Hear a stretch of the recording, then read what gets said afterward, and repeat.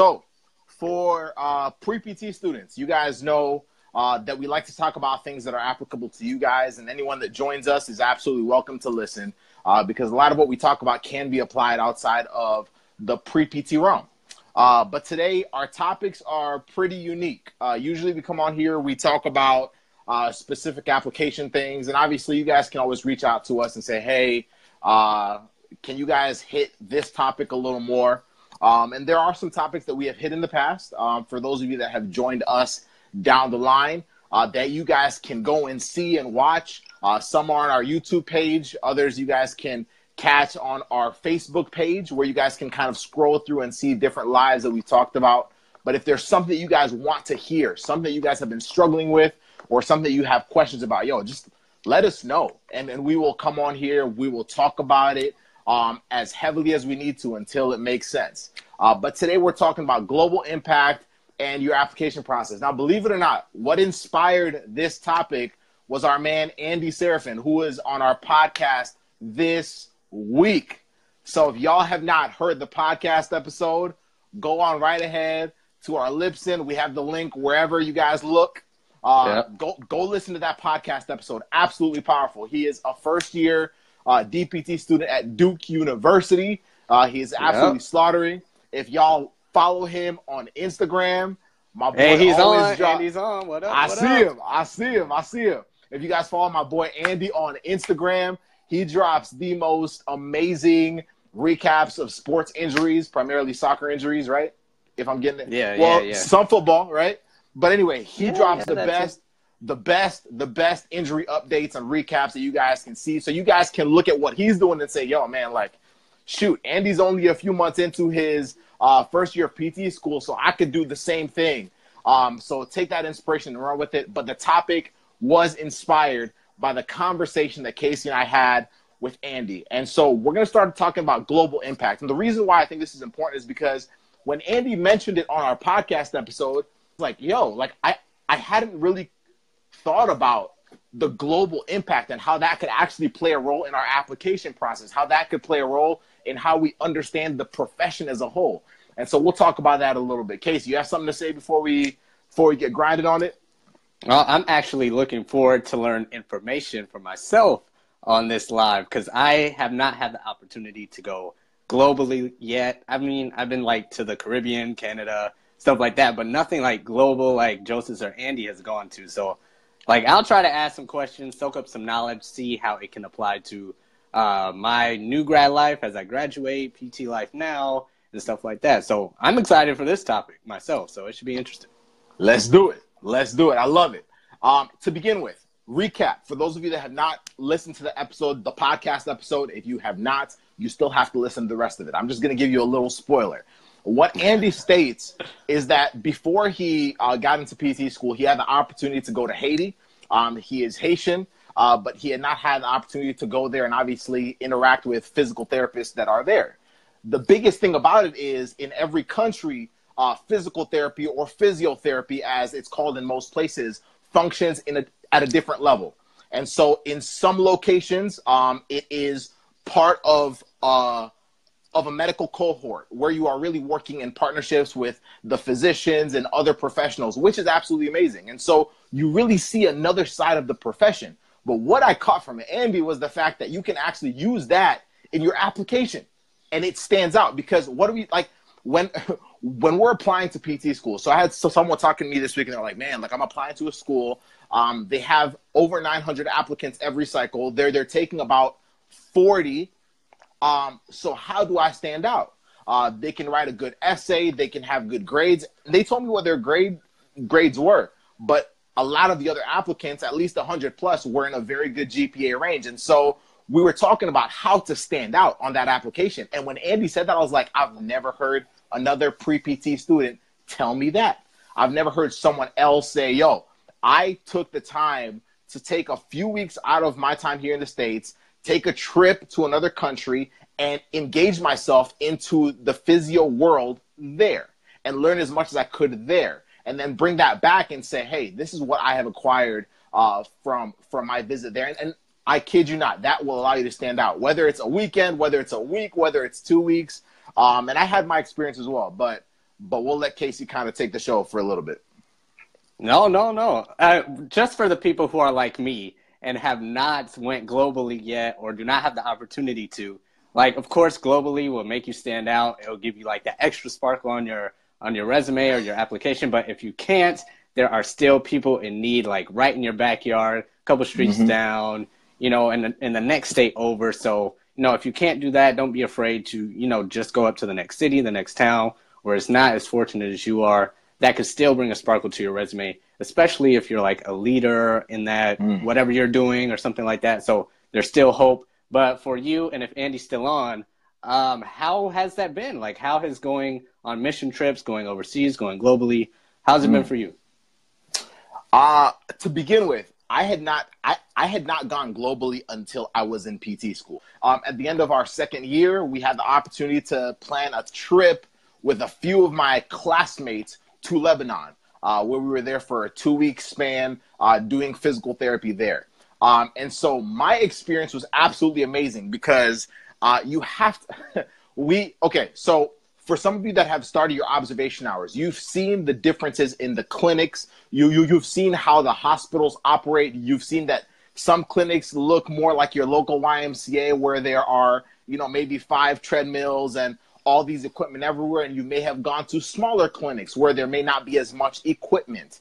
But either way, you can get quality care.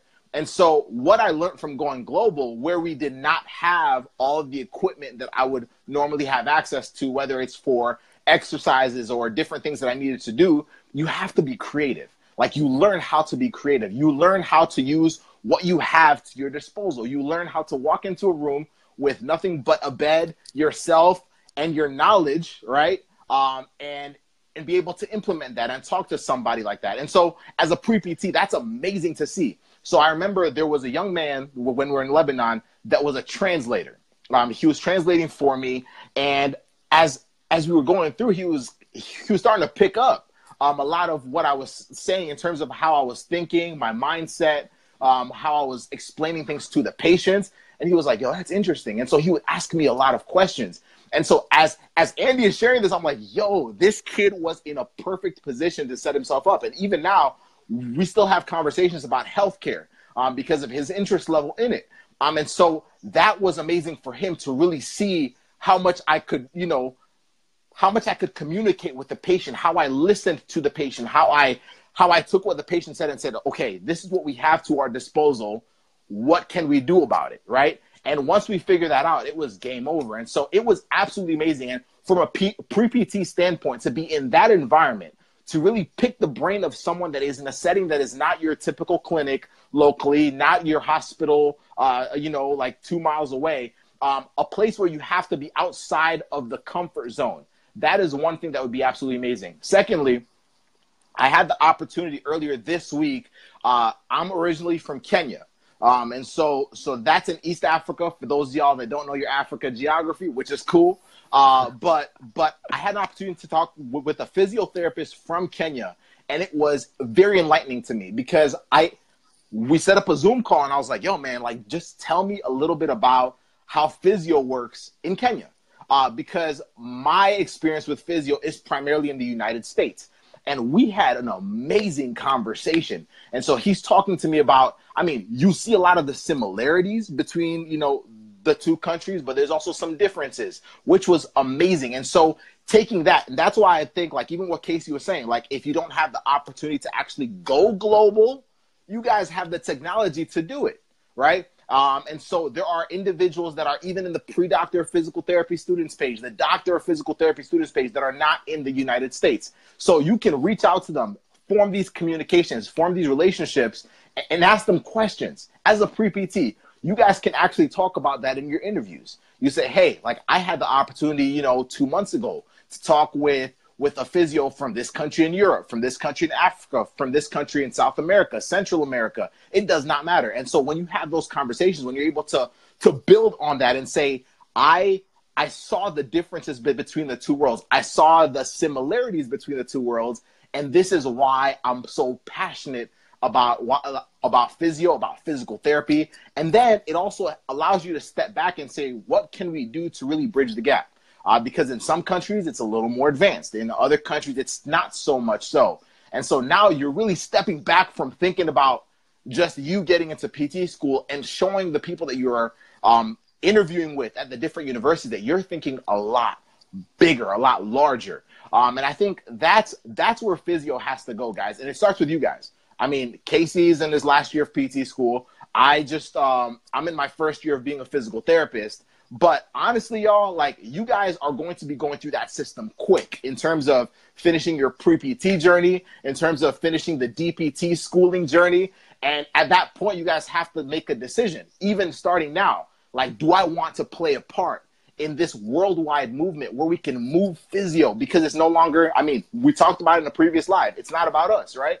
When you realize it's not about you as a pre-PT and it's about the people that you will serve, everything you do now, all the hard work, all the sleepless nights, all the, parties you maybe don't go to because you have to study for a test on Monday. And so you hold that off, or maybe not hanging out with friends so that you can, get the grade you need in anatomy or bio or chem, just so that you can get into the physio program. It's not about you. It's about the people that you will be treating on the other end. And when we step outside of our communities, when we step outside of our state, of our country, and we see what other physios are doing, there's a lot that we can learn from, right? So in the conversation I had, there's a lot that I could learn from in terms of how, like, things that I had not even thought about in terms of how I could play a role in my community here in the States, right? And so I thought that was absolutely amazing. I think that's something that you guys can really utilize to help yourself stand out. So if you're not able to go on a short-term trip to another country during your pre-PT journey, like, access somebody that is from another country, whether they are a pre-PT, whether they are a physical therapy student, whether they are a physical therapist, and really delve into how they do things. What is their system like, and what can you learn from them, and then bring that to the table at your application. I mean, when you're writing your essay, when you are doing your interview, and I kid you, I promise you, they will not forget who you are, because there's nobody else that's going to be walking in talking about their global perspective, right? Because that shows that you are not only invested in just getting into their program, you're invested in the field as a whole and moving it forward. Yeah, and on the topic of standing out, if you have not gone already, and even if you have, you have the experience of going, but if you haven't, you can bring value to the school by, in your interview or a campus visit, presenting to them, hey, has your program ever gone on a missions trip? Have you ever thought about going globally or something like that? And that'll bring them value. It's still a transaction, still a business thing. You can think of it like that. You can think of it like dating, whatever you want to, whatever helps you out. If you're bringing them value, what can you bring to them? And that can make their school look better to other schools, to professionals, to physicians, to whatever they're trying to do. That can bring them value. So if they are interested in that, how did you set up, or how did you help set up your missions trip? And how does that work for any students who are interested? Okay, so for our mission trip, given it was when we were in PT school, but you guys can obviously, like what Casey's saying, when you guys are interviewing, you can pose that as an idea, something that you are interested in helping conduct or plan. So our school, Casey, did not have an established program by which we could go on a mission trip or something like that every year. And so our class vice president brought up the idea. She was like, hey, she was interested in Lebanon, and she was like, hey, what if we just go to Lebanon and do a trip out there? And obviously you can always talk about going somewhere, right? But most of the time it's just talk. It's like, yo, that'd be pretty cool, but that's a lot of money.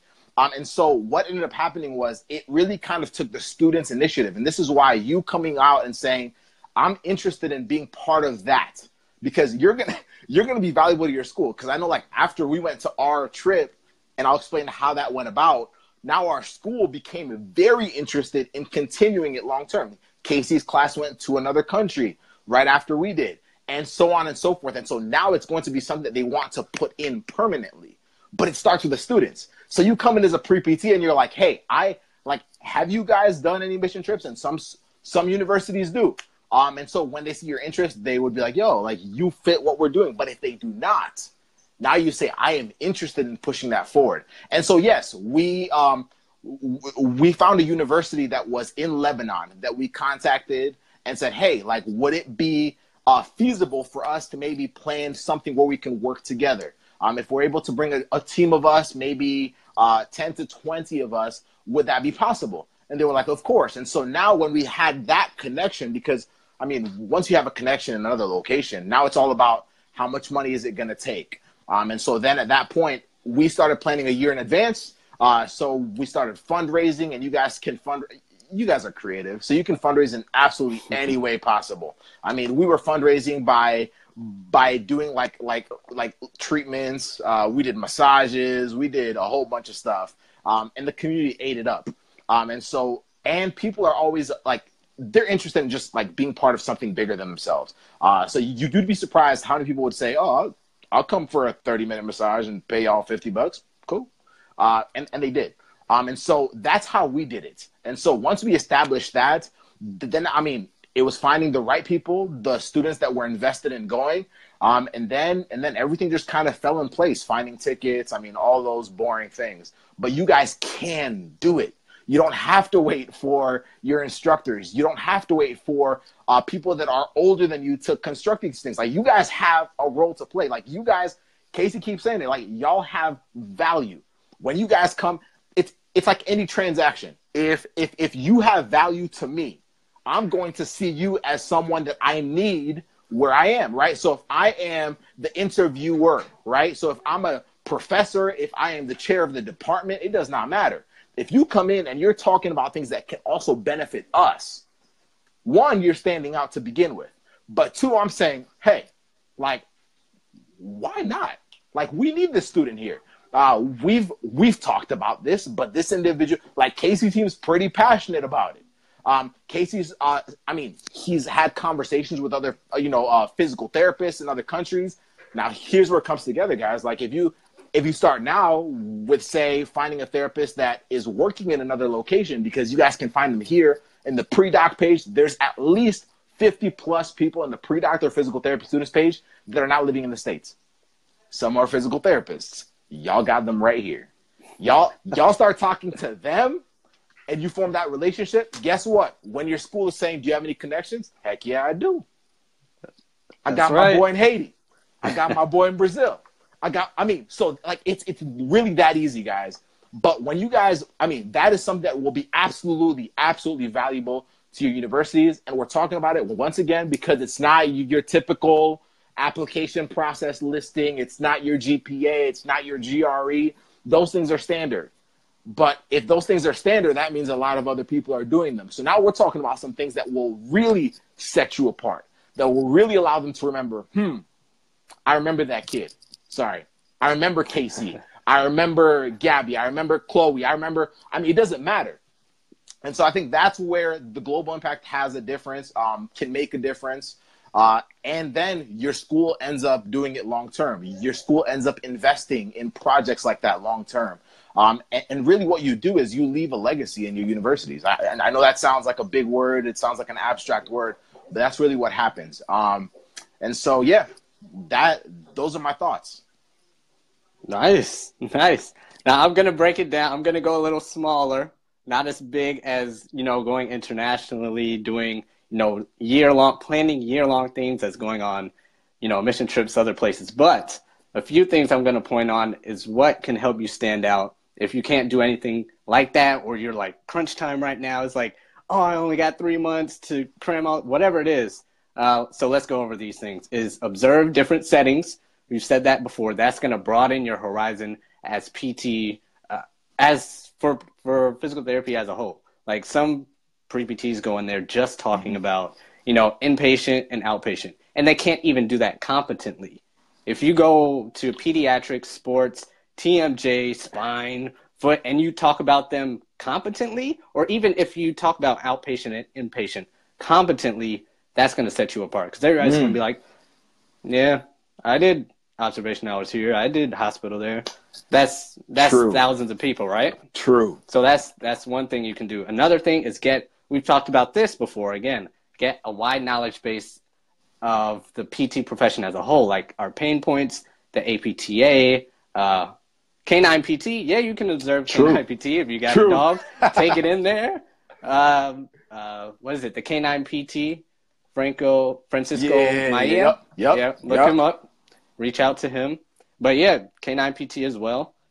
What else was I saying? Oh, the profession as a whole, like APTA pain points, our growth, like the conferences. If you have some knowledge of like direct access or the therapy cap or just honestly, I did not understand like the physical therapy profession until like the end of my first year, because everybody's just trying to get in.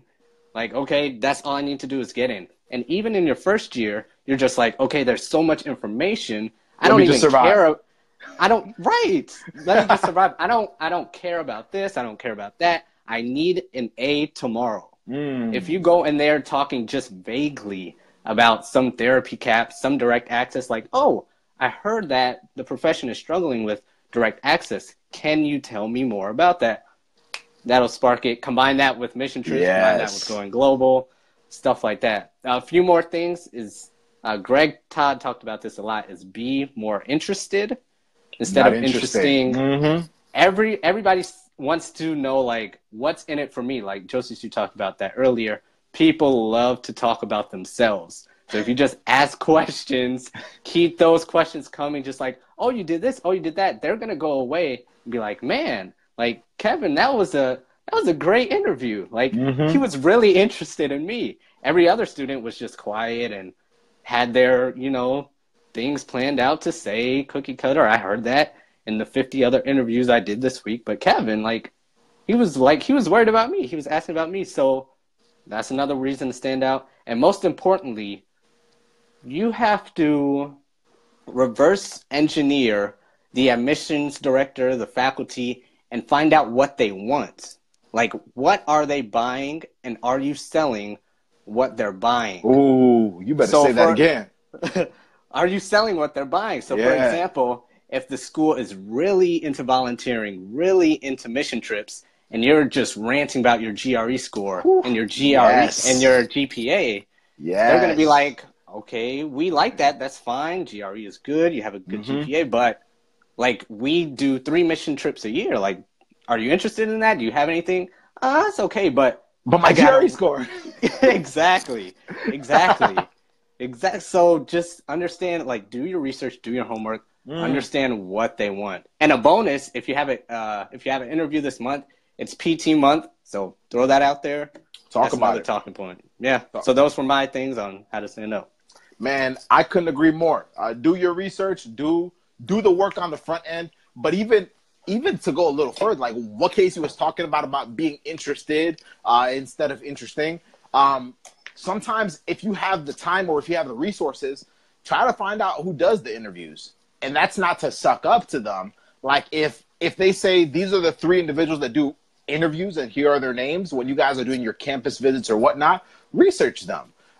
When you guys come into the interview, I mean, if someone went to if I'm interviewing someone and they went to the extent of finding out about me as the interviewer, whether I'm a professor or whatnot, and they come in and they're like, so Joseph, I see you do work with this population, or I see you were a therapist for 10 years, and I see you were a private practice owner. Tell me a little more about that, and tell me, I mean, what? Like, this kid, they would lose their ish, y'all. Like, they would lose their ish. And I know that's their current students don't even care about them. No. They're like, okay, it's Professor Johnson again. I don't care about his research. Yeah. and I think, like, the biggest thing is, obviously, that's not going to be a possibility everywhere. You're not going to be able to know all the time whether they are. But if you have, try to find out as much as you can. Try to push the envelope as much as you can. And if you can find out even as much as who are the top 5 people or top 3 people that interview, or even something about their program, or how do they choose their professors, just something that is outside of the normal things that you would find on a website. If you guys dig a little deeper and just find a few, 1, 2, 3 things to talk about outside of that, 3 topics, 3 key things that are specific, could take you 30 minutes easy. 30 minutes easy. And they still got to ask you questions because they're interviewing you. So you would have plenty. So guys, just remember, you guys have value. You have value. Show it to them.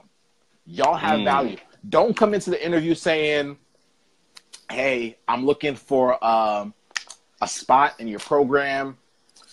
Yeah, What's your lowest GPA do you take? Like, what GRE scores do you, like, Yeah. everybody, those are the same crusty, dirty, old questions. Say Like, it again. Say it again. Nobody wants to hear that. It's on their website. Go look it up. Exactly, y'all. When you guys go in for an interview, remember, if they don't see you again, they should at least be like, yo, that we would have loved to pick up that kid. You know what I'm saying? Like that. Like if you are not in the program, that's the one thing they should say. It's like, yo, we would have loved to take like that student, right? Whoever it was, like we would have loved to. I mean, like if that's what it takes for them to say, yo, sorry, we don't have space. Like at least they said that because you left an imprint, you left an impact. But you guys have absolute value. Value. Follow-up email too. Follow-up emails if you're thanking them, like thank you for the interview, thank you for the visit. Harp on those talking points like, oh, I loved our conversation about Haiti or this or basketball or your research or the sciatic nerve, whatever it is. Imprint that on their mind in the follow-up email or call as well. So do that too. Yeah. And as we close, guys, if you're saying to yourself right now, it's like, man, like I would love to be able to share those things, but maybe I'm not the best with the interview process. Maybe I kind of get, I panic. I stress out when I'm talking to someone else like that. Feel free to contact us. I mean, we'll be setting up our platforms and stuff, and we can, set up a call and figure all that out and even do a practice run. If you guys have someone local, like a friend or someone that has been in a program locally, you guys have a family member that you guys can give a list of 10 questions and say, like, treat it like an interview. Walk out of your house. Walk in like you're walking into an office. Sit down.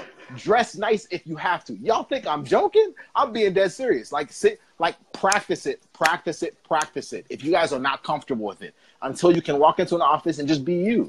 That's the bottom line. Like, be you. Know that you have value. Make sure that they know your value, not by, like Casey said, not by being interesting, but by being interested. Do the research. Know a lot about them. Write them down, come in with a notebook with all those points written down because you might forget them because you're like, oh my goodness, I forgot everything I had in my head. But have them written down, look down every now and then, especially when they say, hey, do you have any questions? Be like, oh, well,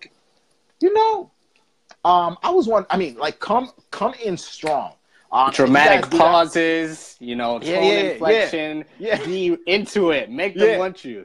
Eye contact and everything. But guys, you guys are amazing. You guys will do well, especially those of you that are interviewing right now. For those of you that are going to be interviewing next year or the cycle after that and so on and so forth, you guys have time. But these are things that you guys can practice. You guys can practice. You guys can start doing your research. If you guys are researching the universities that you want to go, one of our mentees, I told her, I was like, yo, give me the top 5 schools. Top 5 schools you want to go to. Top 5 schools. We will research them and we will plan for those universities. We will do everything in our power to set ourselves up to look amazing for those universities when you apply. So you guys are amazing. Guys, it's been great. We will be back next week for another episode of the Pre-PT Chat. If y'all have anything y'all want us to talk about, let us know. Comment on it below or send us a message. Once again, if you guys have not liked our Pre-PT Grind page, y'all better get on over there. Instagram, Twitter, Facebook, podcast. All of it. All of it, man. And don't forget to listen to this week's podcast episode. Absolutely amazing with Andy. That's all I got, man. That's it. I loved it. I loved it. You guys have a good evening. Enjoy it. Reach out to us whenever you guys need us. We have stuff coming out. But anyway, I won't spoil anything. Y'all have a good evening. Bye.